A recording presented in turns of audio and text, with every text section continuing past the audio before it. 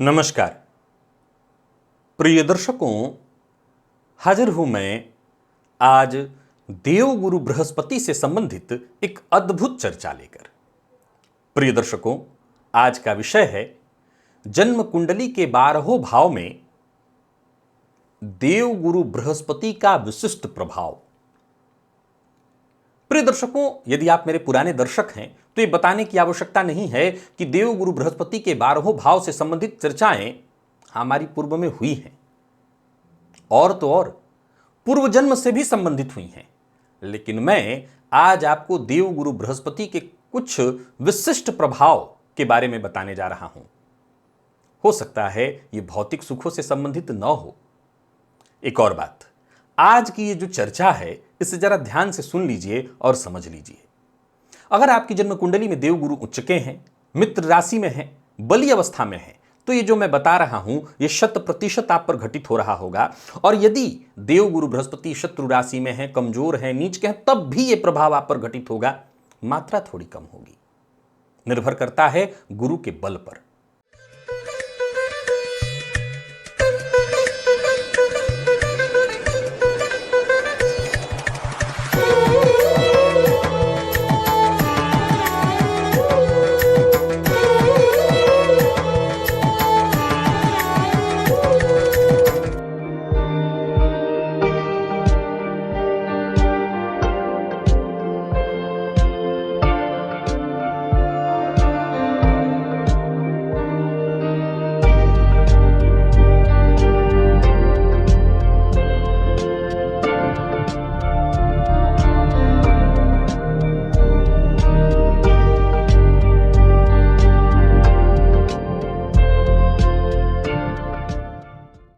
प्रिय दर्शकों, आइए बिना विलंब किए चर्चा हम प्रारंभ करें।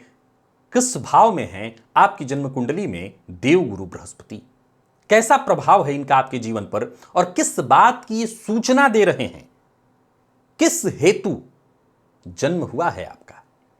प्रिय दर्शकों, जन्म कुंडली के प्रथम भाव में देवगुरु बृहस्पति दिग्बली होते हैं। देवगुरु बृहस्पति का लग्न में होना आपके केवल ज्ञान और व्यक्तित्व के बल को प्रदर्शित करता है, ऐसा ही नहीं है। यह तो साधारण चर्चा है जो आप आज तक सुनते आए हैं, वरन देवगुरु बृहस्पति का लग्नगत होना इस बात की सूचना है कि यह आपका पुनर्जन्म है, और वो भी आध्यात्मिक पुनर्जन्म। यानी जहां पर आपने पूर्व में अपने धर्म कार्य को, साधना कार्य को छोड़ा है, वहां से पुनः आगे लेकर के आपको चलना है उसे। संभव है जीवन के किसी न किसी मोड़ पर आपको किसी ऐसे आध्यात्मिक गुरु का मार्गदर्शन मिल जाए जो आपकी सोच और दिशा को बदल दे। यानी इसका मतलब यह भी हो सकता है कि आप आज इस कार्यक्रम को देख रहे हैं, जरूरी नहीं है कि आप इसी पथ पर काम कर रहे होंगे। संभव है कि उस गुरु का आगमन जीवन में बाकी हो जो आपका पथ प्रदर्शन करे और आपका मार्ग बदल दे। लेकिन लग्न के देवगुरु बृहस्पति इसी बात की सूचना लेकर के आए हैं, या इसी बात की सूचना दे रहे हैं कि आपका जो जन्म हुआ है वो कहीं ना कहीं एक विशेष कारण से हुआ है, और वो विशेष कारण है आत्म जागरण, स्वयं को पहचानना, आत्म साक्षात्कार, और ऊपर से धर्म की स्थापना, धर्म की संरक्षा। धर्म संस्थापनार्थाय संभवामि युगे युगे, ये भगवान श्री कृष्ण कह रहे हैं।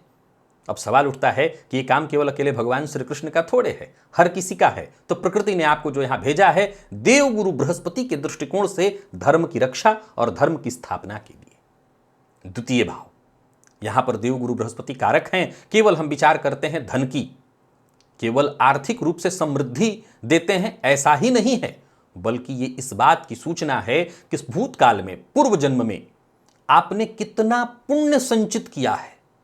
देवगुरु यहां पर हैं तो ये इस बात की सूचना दे रहे हैं कि पूर्व जन्म में आपने काफी दान पुण्य किए हैं, अच्छे कार्य किए हैं, जिसके परिणाम स्वरूप आपके पास आपका संचित पुण्य विशेष रूप से है। और इसका विशिष्ट जो प्रभाव है वो इस बात की सूचना दे रहा है कि पूर्व जन्म के पुण्यों का प्रतिफल पाने के लिए आप यहां पर आए हैं। यानी पूर्व जन्म में आपने धर्मादि, देखिए हर लग्न में जरूरी नहीं है कि आप धर्म की स्थापना के लिए ही आए हैं, मोक्ष के लिए आए हैं। देवगुरु का हर भाव में अलग अलग प्रभाव होगा। यहां पर इस बात की सूचना दे रहे हैं देवगुरु कि आपने पूर्व जन्म में काफी धार्मिक कृत्य किए हैं, जिसका आपको प्रतिफल इस जन्म में मिलेगा। उन पुण्य फलों को आपको भोगना है। यानी उसका आनंद लेना है, चाहे वो धन के रूप में हो, वाणी के रूप में हो, अपनों के रूप में हो। तृतीय भाव के देवगुरु बृहस्पति केवल आपको साहसी बनाते हैं, ज्ञानवान बनाते हैं, ऐसा ही नहीं है, बल्कि ये आपकी आध्यात्मिक यात्रा की चर्चा है। संभव है आपके अंदर एक ऐसा व्यक्तित्व छुपा हुआ है जो लेखन करने वाला है, जो समाज को नई दिशा देने वाला है। धार्मिक ग्रंथों पर आप लेखन कर सकते हैं। बहुत से ऐसे लोगों को आप जानते हैं जिन्होंने धर्म से संबंधित बहुत ग्रंथों का लेखन किया है। तीसरे का गुरु यही काम कराते हैं। केवल आपको पुरुषार्थी ही नहीं बनाते, वरन आपका काम है समाज को, जनता को लेखन के माध्यम से, संवाद के माध्यम से धर्म के पथ पर चलने के लिए प्रोत्साहित करना। आपका जन्म देवगुरु के दृष्टिकोण से अगर देखें तो इसीलिए हुआ है। चौथे के देवगुरु बृहस्पति की बात करें, कुंडली के चतुर्थ में हैं, तो मैंने पूर्व में कई कार्यक्रमों में कहा है कि आप अपने पूर्वजों में से ही लौट करके आए हैं। यहां के गुरु केवल सुख संपत्ति को ही नहीं दर्शाते, बल्कि ये जातक को इस बात की ओर ही इशारा करते हैं कि ये अवतार है। अब यहां अवतार शब्द जब मैं कहता हूं तो कई बार लोगों को लगता है कि क्या बकवास है ये। बिल्कुल लगता है, क्योंकि हमने अवतार शब्द केवल और केवल परमात्मा के लिए सुना है, भगवान के लिए सुना है।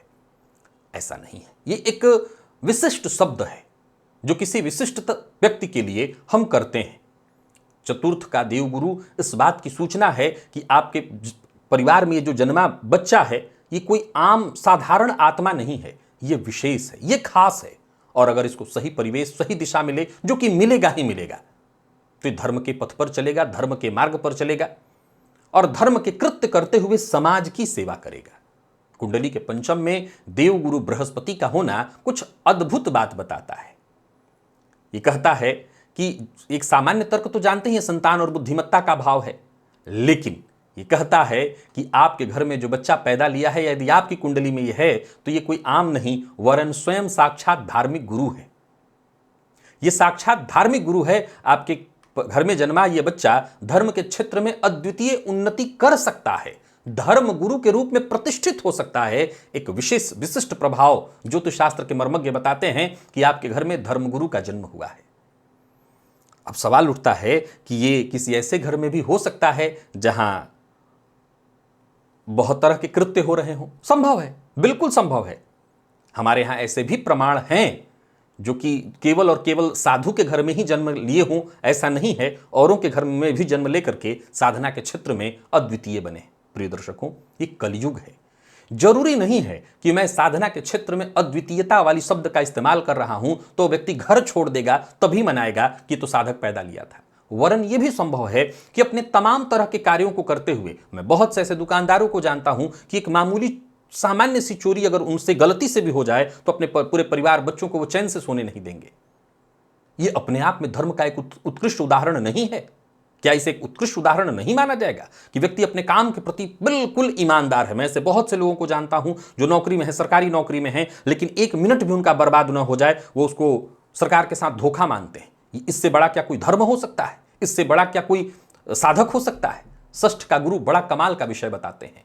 यदि आपकी जन्म कुंडली में षष्ठ के गुरु हैं तो आप स्वास्थ्य इत्यादि को लेकर के, शत्रु को लेकर के, अब यहां ध्यान रखिएगा कि देवगुरु बृहस्पति से जब शत्रुता की बात आ रही है, रोग की बात आ रही है, तो ये वो शत्रुता और वो रोग नहीं है जो बाह्य जगत में दिखाई पड़ता है। ये भीतर के शरीर में जो दिखाई पड़ता है वो आलस्य है, वो अज्ञानता रूपी शत्रुता की बात चल रही है।